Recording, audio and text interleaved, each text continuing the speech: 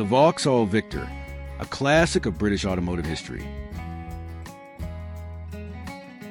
The Vauxhall Victor occupies a distinctive place in British motoring history as one of the most widely recognized family cars produced by Vauxhall Motors during the post-war decades.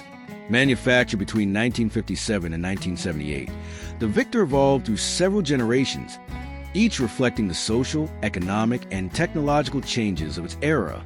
From its introduction as a stylish and affordable saloon to its eventual replacement by the Carlton, the Victor demonstrated Vauxhall's commitment to mass-market appeal and innovation. When the first Victor, the F-Series, debuted in 1957, Vauxhall aimed to capture the attention of the growing middle class in Britain and abroad. It arrived at a time when Britain was rebuilding after World War II, and car ownership was becoming more common among working families. With its bright chrome trim and sweeping tail fins, the Victor looked distinctly American, a reflection of its parent company, General Motors. It was powered by a modest 1.5-liter engine, providing practicality and reliability rather than performance. The Victor quickly became popular as an export model, particularly in Commonwealth markets such as Australia, New Zealand, and India. In several markets, it was even built locally under license. Its global reach made it one of Vauxhall's most successful models of the 1960s, helping to strengthen the brand's international reputation. Vauxhall continued refining the Victor through subsequent models, the FB 1961 to 1964, FC 1964 to 1967, FD 1967 to 1972, and FE 1972 to 1978. Each generation brought improvements in engineering and design. The FB introduced cleaner, more European styling and better build quality, while the FC featured the powerful 101 engine, enhancing performance. The FD, widely regarded as one of the best Victors, had a modern, low-slung look and offered optional dual carburetor engines for sportier driving.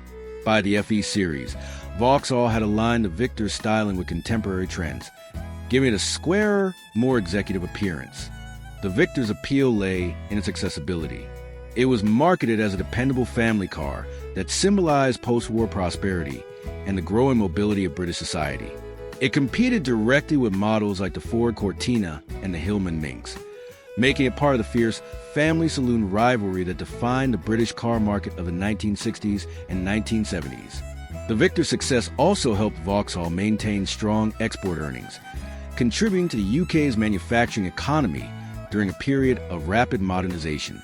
Production of the Victor ended in 1978, when it was replaced by the Vauxhall Carlton, a more modern and European-influenced design developed in collaboration with Opel. By that time, the Victor had earned a lasting place in British automotive history. Today, surviving Victors are prized by classic car enthusiasts who admire their charm, simplicity, and nostalgic design. Its combination of bold design, practicality, and historical importance ensures it is remembered as a symbol of British motoring's golden age. The Vauxhall Victor exemplifies the evolution of British car design and industry through 2 decades of change. From its flamboyant 1950s origins to its refined 1970s form, the Victor adapted to the needs and aspirations of ordinary motorists. More than just a car, it represented progress, affordability, and the enduring appeal of practical innovation in an ever-changing automotive world. Brought to you by Infinite Knowledge. From Morale Edutech, thanks for watching. Please share and subscribe to our channel.